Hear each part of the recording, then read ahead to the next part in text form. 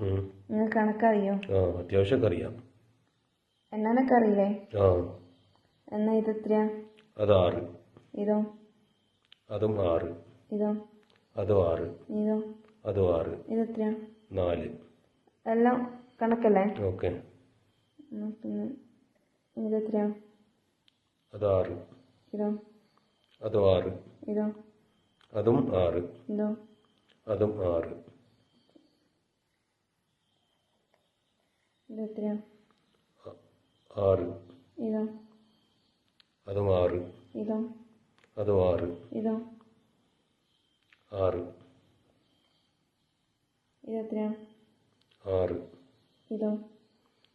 6. ഇതോ? 6. ഇതോ? 6.